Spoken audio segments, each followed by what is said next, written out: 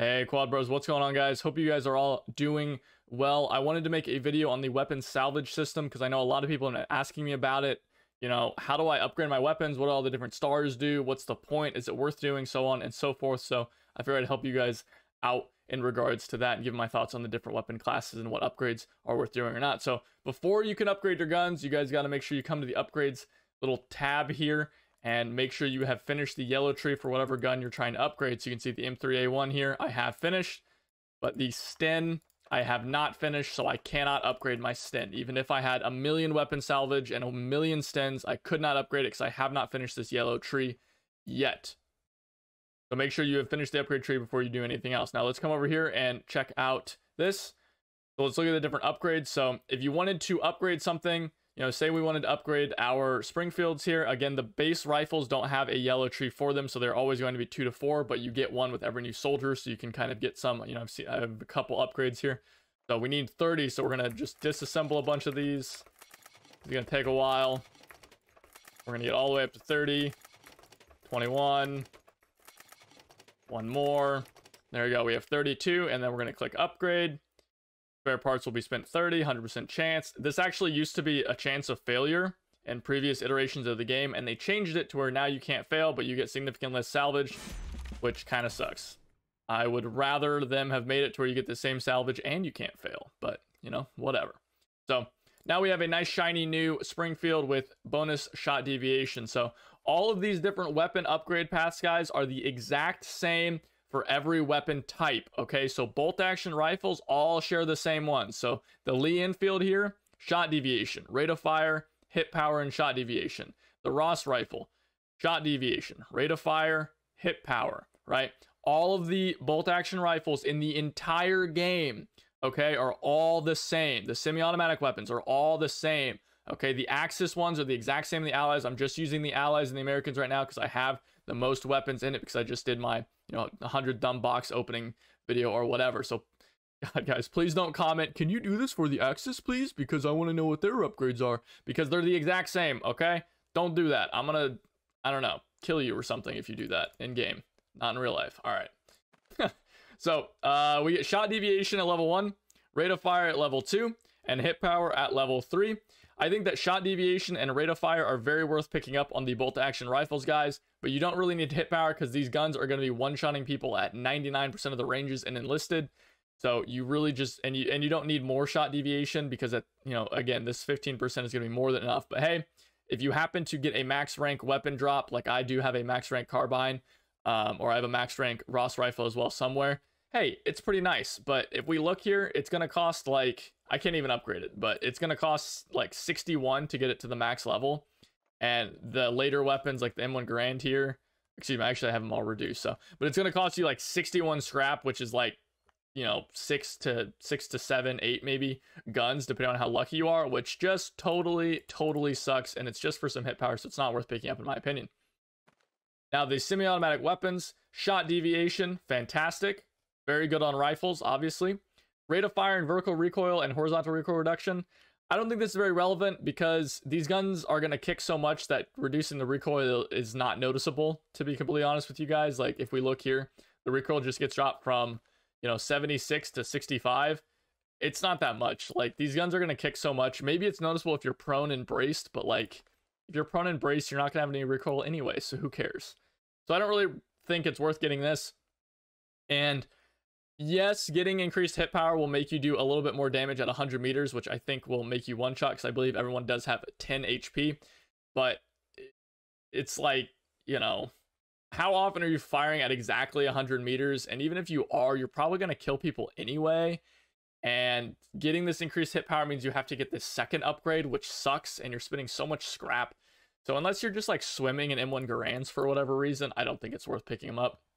Now for the M1 Carbine, I do think it is, because the Carbine has very low damage, and this could actually very much so affect, you know, the damage you're doing based on where you're hitting people if you're spraying or something like that. So with stuff like the M1 Carbine, it can be good to get to the max rank, and I do have a max rank M1 Carbine here, and I do like it a lot. Being able to fire faster, having a little bit less recoil, and having 8.8 hit power is pretty awesome for a fast-firing little gun like that for close range combat.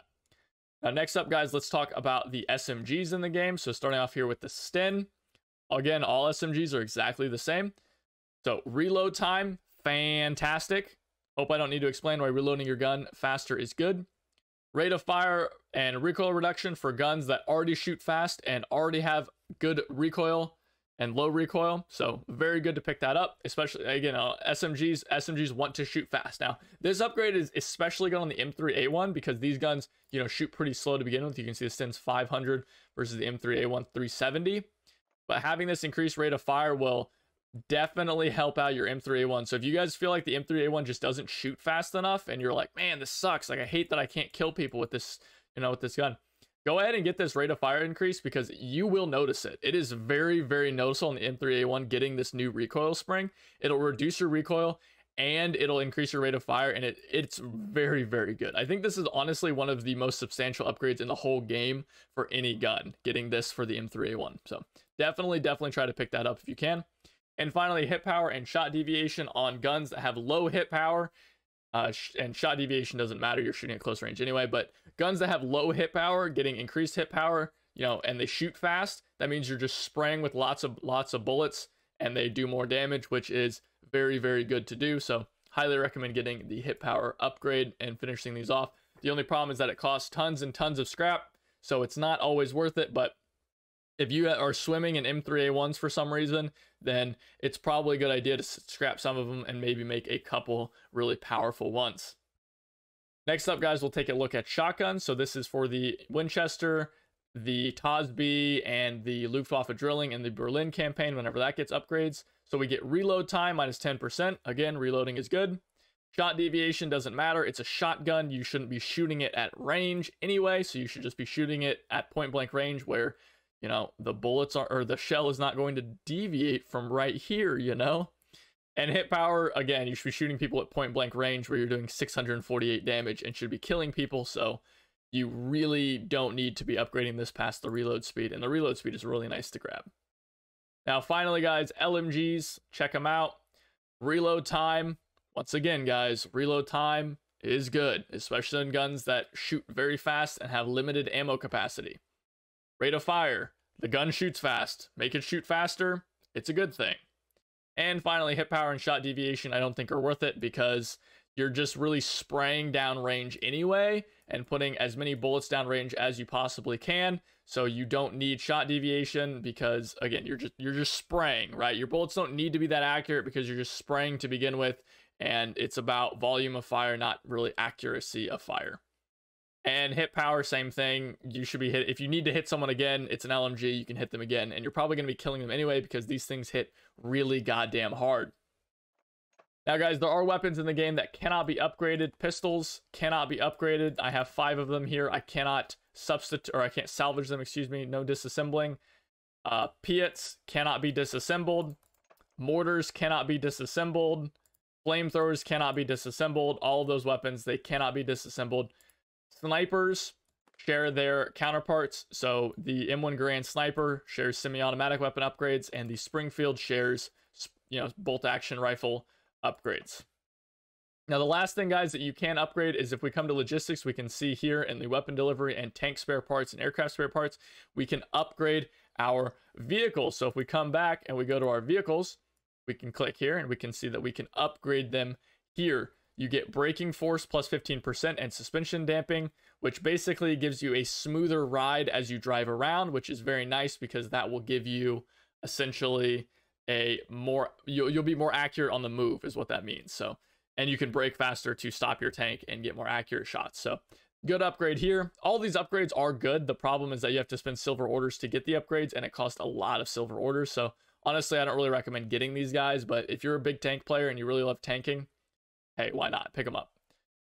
Engine power plus 15%. You go faster. Pretty self-explanatory. Shot deviation is really good on tanks because a lot of enemy tanks, you know, you need to be very accurate on where you're shooting to actually penetrate. So shot deviation can be very, very useful. And then horizontal and vertical aim speed is fantastic because you can react. You can shoot infantry better. You can shoot tanks who are, you know, rolling up trying to get past you, things like that. So definitely recommend getting that if you want to, but again, it costs so many silver orders to fully upgrade these guys. I don't even think I'm going to, and I freaking love the Jumbo. So unless you're a player who's just always tanking, I don't recommend getting these. Then the A20 or vehicles, just planes in general, guys, you get them the same way as you tanks. I'll be honest, I don't know what the hell any of this means. I don't know what a fuselage drag coefficient is. I'm sure some War Thunder player or some, plane expert in the, comments is going to be like, Quadro, it means this, la-di-da-di-da. And that's totally fine. So you guys go look for that. But I'm going to just kind of give a general idea that I think this means you go faster, because it says, well, maybe you climb faster. It says lift. So I'm guessing it's something to do with climbing rate, and you have less drag. So maybe you go a little bit faster. This says structural strength and construction strength. So I'm guessing this makes your your plane harder to kill. And then I'm going to guess engine power and efficiency of radiator and compressor are going to make you go faster as well.